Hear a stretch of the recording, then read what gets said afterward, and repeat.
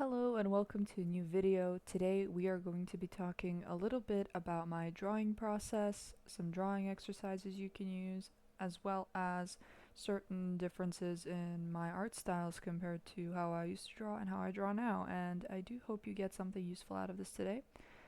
Anyways, let's get right into the video so you can see what it's about. Alright, so to get started, the first thing I usually do when it comes to drawing, and this is very important, especially if you are an artist that has not drawn in a bit, or it's been a while, it's very important for you to practice your hand. And the way I do that is with these simple exercises. One of which is drawing simple, like squished circles, ovals, spheres, whatever you may call it. And the idea is to draw them from different angles as well, because you're practicing your hand when it comes to drawing something a little, bigger, a little more complicated. So right now we're just starting simple. So we're drawing a few circles right here. And as you could see, the more I draw them, the easier it kind of gets to capture that shape that I want. Now our goal here is to never click on the undo button. We will not click on the undo button, we will not erase, we will just keep drawing. Once I've drawn a few of my circles here and I feel like my hand has gotten the hang of it, like for example this circle right here is in a much better space than, for example, the beginning one, which was very hesitant and very insecure. Right? Now, confidence in drawing is also a very important factor. This is something that my professors have talked about. This is something that mentors have talked about, even classmates. And that is the confidence in your line work. So another exercise that I like to do to also help this out is literally just drawing lines. And you decrease them as you go, because the longer ones I feel like are a little more straining to the hand, at least to me personally.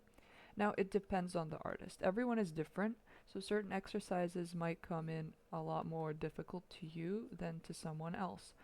And everyone has a different art style too, so just keep that in mind. When it comes to drawing, what you're like imagining, let's say.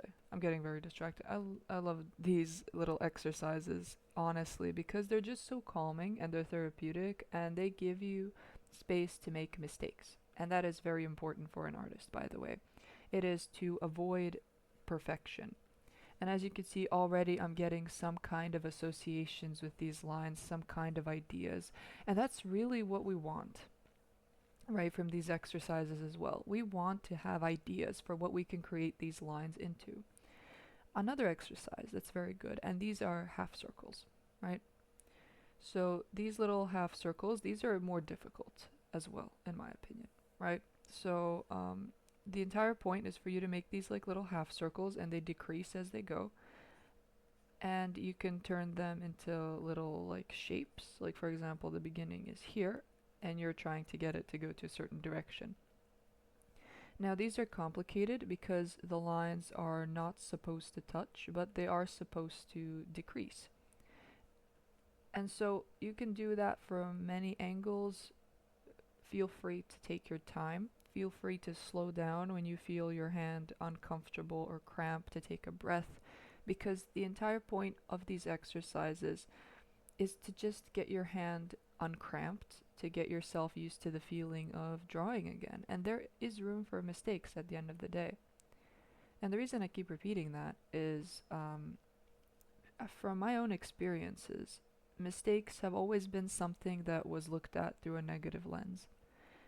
And so when it comes to drawing, anything for that matter, it's almost always focusing on the fact that we are not allowed to make mistakes. And that shouldn't be the basis of an artist. That should not be the kind of mindset you have as an artist of, oh, I'm not allowed to make mistakes. Yes, you are allowed to make mistakes. That's kind of the whole point of art. It is to make mistakes that people can relate to. And we are here to connect through our mistakes. We are here to connect through the line work, the little frizzes and frails of our work. the little accidents that gave us new ideas. We're here to connect through that. And that is a reminder for the lot of you that are struggling with perfection and the need to have everything just be perfect in terms of art. It's not supposed to be. That's why you're here.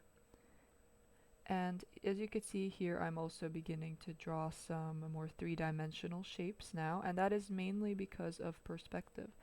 When it comes to drawing, I struggle a lot with perspective, those foreshortening drawings. I struggle a lot with them, so it really does help to draw cubes from different angles, cubes of different sizes, and just trying to imagine how you would fit all of that into a scene. And that's really helpful. Especially, for example, when it comes to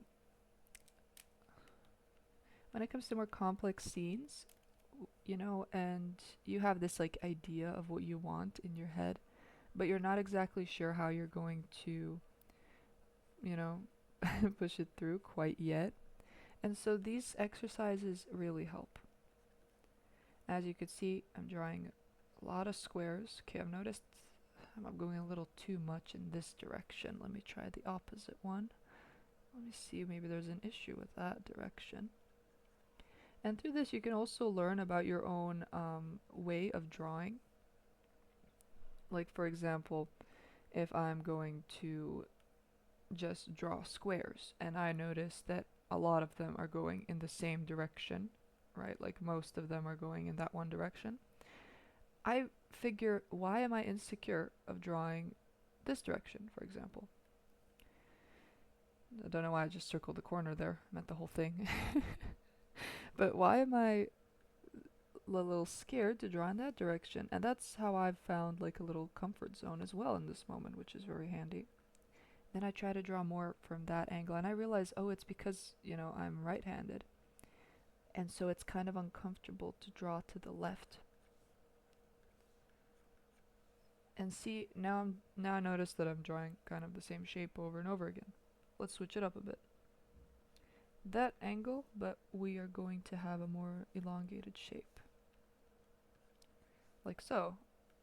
And as I go more and more into this, you know, just exercising the hand a little. Let's try to do maybe some like three-dimensional looking spheres of some kind, right? Now when it comes to lighting as well, you could practice that too, but for me personally, it's more of a perspective thing rather than, and when I say perspective, it's more like in the moment, I can kind of imagine where the light is coming from. So for example, if it's coming from here, I'm just going to assume that everything, like the spaces down here, I'm just going to assume that all of it is going to land right there. And so I kind of don't need that sense of guidance when it comes to it. Like, I don't need these guidelines. I could just imagine it. Light falls there, so that's where the shadow will be. And so on. Now, of course, this becomes more difficult with certain like objects. Like, for example, let's say I'm gonna get a little funny here. Let's say I have a flower. Now, if the flower is standing up straight, well, the light's coming from above.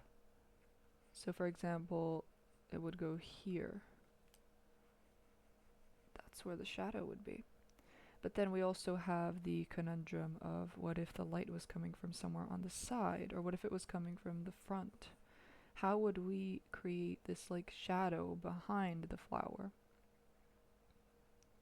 And that's another thing to keep in mind. Of course, now this isn't the most accurate representation, but and maybe it would look like something like that, right? It really is, at the end of the day, mostly about your own visual library. How much of things you've seen in the world? How have you seen shadows fall in certain situations? When it comes to certain objects, has a certain shadow captured your attention? And my recommendation in those situations is that you take photos. Photography is very important in art because it does also add to your visual library, right? Let me see, we're gonna restart right here just so I can make sure that I have properly buttered the machine, making sure I've oiled the gears so that we can get started, because today we're actually going to be doing an assignment together. You and me, we're stuck in my own home. We're stuck doing my homework. And I'm going to talk you through the homework I'll be doing as well. So, okay, I'm really struggling with these ovals for some reason, because I can't get them to connect. Maybe in the other way. Because I can't get them to connect. And this little thing right here, that's what I'm trying to get rid of. And, well, not get rid of, but get more practiced into connecting them together. It makes for quicker drawing too. But however, if doing it quick doesn't work, you could always just slow down. But sometimes quick is the way to go for smoother lines. For example, if I go a little too slow, as you could see, that shape isn't exactly, like, it looks a lot more organic and relaxed, and it really like inspires me to like get into some, you know, like crazy doodles with it and stuff. However, sometimes going quick can really speed up the process, let's just say, even if it's not as perfect. And yeah, well, I suppose this one is less perfect than these because it's more organic, and these are more mechanical, more robotic looking. And that is like the basic way of how I viewed perfection when it came to line art, because now I draw more with this kind of style rather than this one, which I used to when I was younger. I could show you examples in a minute. And so, yeah, we are done with some basic hand exercises. This is all that we have finished today. I hope that you've grabbed a pencil and paper, or a pen and paper, or even your own tablet, and have sketched a bit with me. We're gonna get started with examples of how I used to draw and how I draw now, because I really want to show you the differences and I want to talk about them a little more. And then I'm going to get started with some elements of my assignment. Of course, I might not show you the entire process because I don't want this video to be too long. Maybe I could save that for a different one. But I do want to talk a little bit about my process of iteration. So, alright, so to get started, there are certain aspects of my old art style that, for example, I really did used to enjoy. And then there are certain aspects that really just didn't make it what it was supposed to be. For example, this is like a pure example of my previous art style, and that is, if you know the character, you know, by the way, YN from the Your Boyfriend game. If you know, you know. Anyway, I basically drew this in a very, like, you know, my smoothing was on to like a 50. You know, I tried to keep the lines like as clean as possible, like there would like no like mistakes, nothing, just as clean as possible. And this is a really good art style when it comes to drawing things like logos, when it comes to like cartoon characters, animation. It's a really good art style, right? With some smaller projects as well, like for example mini comics. A simplistic art style is usually the way to go. However, it looks too flat to be like called a drawing, an illustration. This looks like a screenshot from an Instagram Reels where the character is animated, right? It does not look like something that could be called an illustration or a more in-depth kind of work. It's more like a doodle at the end of the day. Here are some more examples. Now, this you can find on my Instagram page, by the way. I absolutely love ponies. Anyway, this was like inspired by these little pony toys that I bought. I forgot what they're called. Oh my god. Anyway, also very clean lines. It took so long for me to like so many tries, just like how we showed in the exercises. So many tries for me to get this right in terms of the cleanliness of the lines, the smoothness and all that. Of course, there are some things that maybe I would have like done better, like this area here, Or maybe like how it connects right here, I would have done that better. Like I'm seeing right here, there's like a little splotch that I don't like. And it's these little things that I nitpick about my own art that really does like, it can only push you so far when it comes to certain approach with an art style, for example. What I really like about this is the color choice. I like the stylization, like compared to the actual toy, which I don't have a picture of right now, but you can check it out on my Instagram if you'd like to. It's probably tagged in the description of this video, so do check it out if you're interested in more of my artwork. And then we have this other purple one. I absolutely love her. The sass in her expression is beautiful. But talking more about the art style, it's also, again, very smooth lines, very simple finish. I didn't really. You could tell that I'm not that experienced with shadows in this case, for example. Like now, maybe I would have done this entire area to just be like a darker color. I would have like done some things differently. Maybe I would have made the wings a little more, prominent in this case, but this was generally made to be kind of like an icon thing. Like a, as I said, logo icon, more stylized thing. Now I'm going to show you examples of my current art style. When it comes to my current art style, it's something along the lines of this. This is my little cursed clown guy. He has so much backstory, he has so much lore, and I came up with it like in a few minutes during class. We're gonna ignore this little splotch here because this was a sketch done on my tablet, during a lecture. I call it a sketch, and I colored it later on. But as you could see, in my newer art style, there is absolutely no cleanliness at all. Like, look at this. Look at this curvature of these lines. Look at the messiness of that coloring, right? Look how I'm not paying attention to stay within the lines and how I'm more so just trying to capture a feeling in the moment, right? You could tell the line quality is like there. You could tell that I know what I'm doing, but at the same time, you can tell that I'm not trying to be neat about it. I'm just trying to send out some kind of message, some kind of, right, like story, a sketch, essentially. Now, if I were to go about this in a more professional way, because this was like a sketch done during a lecture, I would have definitely maybe focused more on the line weight. Although, I mean, it was on a different tablet, and line weight was very difficult for me to get across on that tablet. So you could also tell that it's mostly the same line weight. And then there are certain areas where I just made the brush smaller so I could capture those details, like on the face, for example, and how I increased the brush on places like the sides.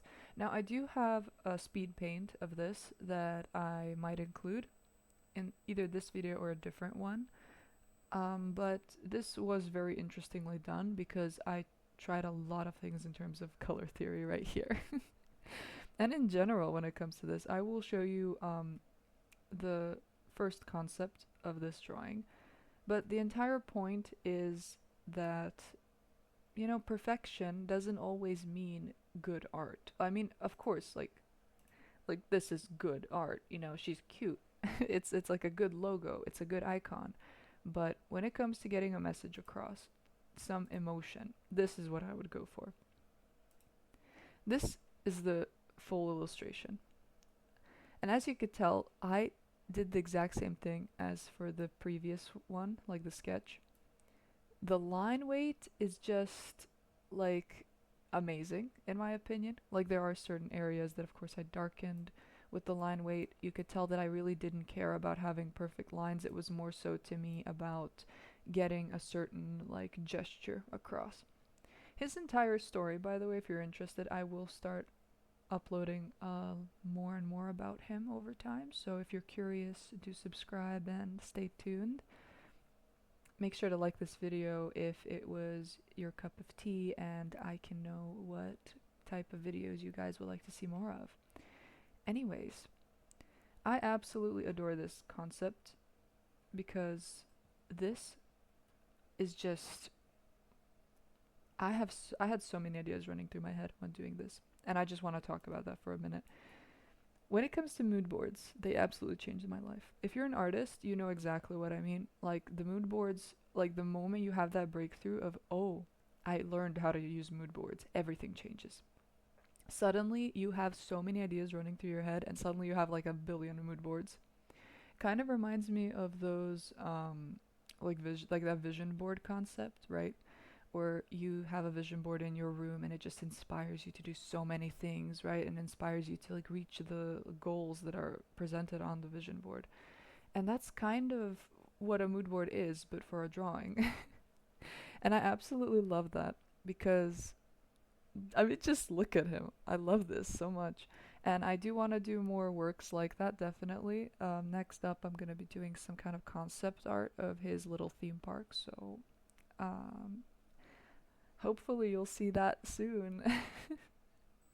Hope I don't procrastinate that too much. But yeah, when it comes to perfection, when it comes to like over obsessing, when it comes to, your lines, your quality of work, you should just keep in mind that at the end of the day, art really is just you being yourself on paper. It's not supposed to be perfect. There is no formula that you need to follow.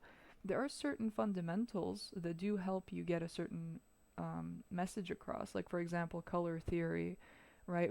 Like color theory, lighting, shadows, right? Like line weight, anatomy. Certain things do help you getting a message across, including like understanding the space that you're putting your character in. Like, for example, he's like surrounded by curtains and there's this like gray crusty wallpaper. I could have had like a tear right here or something. Oh, that was a missed opportunity. But in general, it's very much so just you getting this image in your head across and making it exist. Something that I've noticed when it came to many artists is the fact that they have so many amazing ideas that I've talked to them about, that I've listened to, and I'm just in awe about how much a person can really create, how much a person can think up, and how beautiful these stories are. And for some reason, they never put it on paper. And so I'm here to tell you, make it exist. That is all that matters when you're an artist. Make it exist. And you can go from there. But at least make it exist first. And if you decide that that existence of that idea is no longer ideal or something that you would want, you could easily delete it or just toss it aside and forget about it, like probably the other thousands of sketches you have lying about. But make it exist first, because you never know, it could very well be that one project, that one drawing that really pushes you forward. Alright, so the next topic we're going to be talking about is my classwork. The theme for this was like a cowboy, western style, that kind of thing. And we had to create our own character concept. So, what did I do?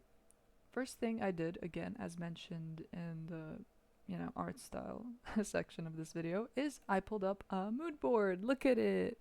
All of this, all of these like drawings that I found really interesting, all of these like designs that I really wanted to add.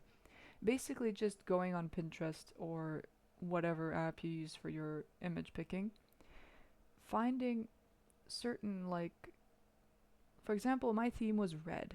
Like a lot of reds, a lot of dark browns, a lot of like saturated, like, colors on the red spectrum. Let's say like brown, red, orange, and that kind of thing. And so, what I really wanted to include with my Western style was a snake. I really wanted it to have something to do with like snakes, something to do with pythons, that kind of theme, because, Western style. Um, I also wanted it to be something that maybe like there's some kind of cloak involved. As you could see, there's a lot of cloaks here mentioned in this area right here. I also really loved the character design of this character right here. I loved the use of like very simple coloring to get a very like complex image across. I really like it. I mean, the thing is, it's so simple, but it really tells a story in its own way. Just based off the body language, it tells a story in its own way, even without expressions, which is amazing. Now, the problem was that for my assignment, expressions were really important. And as you could see in a lot of these, the face is not visible, except for maybe in this one up here and the python it's from Rango. And so I really liked this hat idea as well, and that is another thing that I included right here, as you could see. So as you can see in the second iteration, I included a little rattlesnake. I included kind of the character, the outfit design of like a mix of this, and I just added like a corset because I just wanted to elongate this little leather belt. So I turned it into kind of like a corset situation. Now this would make sense in a Western bar, Western like style movie or something. And these are just open-ended pants. They're gonna be ruffled at the end. You'll see in the line art stage. And this one was more so like a casual, snake tamer with the long hat that was again from the movie, the python from the movie Rango. I'm not sure if it was a python or a rattlesnake. I'm saying it wrong probably this entire time. It's probably a rattlesnake, but yeah, you get the point. A snake, a very cool looking snake. That was the plan. And so I added this outfit based off of that for inspo. This final one, personally, is my favorite. However, it's not giving as Western as I wanted it to. So with that final one, I mixed in the hat with the cloak and kind of this like little tattered design. I really wanted it to have like a tattered design at the end of the day. And I also added these like little tassels on the ends of her legs, like on the ends of her back legs. And of course, a little like belt with, a pistol holder. I think that's what it's called. I'm not educated when it comes to cowboys, okay, or cowgirls. I'm not educated in that. So, anyway, here's the line art for that sketch. As you can see in the line art, I really went into detail, especially like, okay, maybe I should have continued this like stitching pattern. Anyway, we're gonna pretend it's not there, and that I didn't just point it out. But anyway, you could tell that I really went into detail with certain things. Like, for example, her face is really important to be visible because this entire assignment was based off of the theme of expressions that we're going to be getting into in probably our next assignment. And as you can see, a lot of details. She even has like a rope right here. In this design, she doesn't have like a little pistol. She just has a rope. In this design here, I wanted the pistol to take a lot of the detail along with the python, while the character herself is just a little more simple. So it doesn't draw too much attention. So there are like 3 focus points, and that was enough for me. In this one, there is the focus point of the corset and this area right here. And that doesn't really lead you to focusing on the face quite as much, which is maybe problematic. See, this one right here is personally my favorite, and you can tell. In this one, the face is the focus. However, it's also kind of obscured from the hat and from the scarf. So that's good. That might be a little problematic if I choose to go with this design at the end.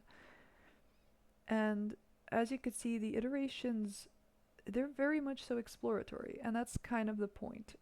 You could just take, for example, this one design and then change, like, let's say the corset size and the pants, but it's always the same design. Like, so for example, instead of pants, she has shorts.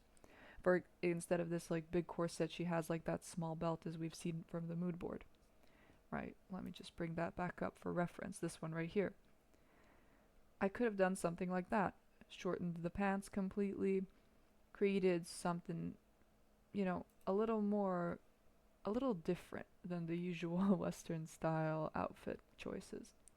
In this one, I could have also, for example, taken different iterations of this, maybe created like a longer cloak, different sizes of maybe the boots, or maybe like more designs on the boots. I definitely wanted to add those like little metal rings on the back of the boots. I don't know what they're called, but I'm pretty sure you know what they look like.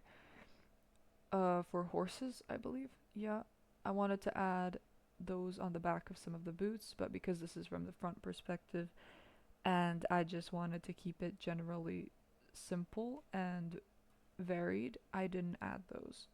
I might in a close-up of the boot itself, like for example, if I'm just drawing the boots on their own, then I might add that detail, but right here we do not see it, even though I wanted to. Just thought I should mention.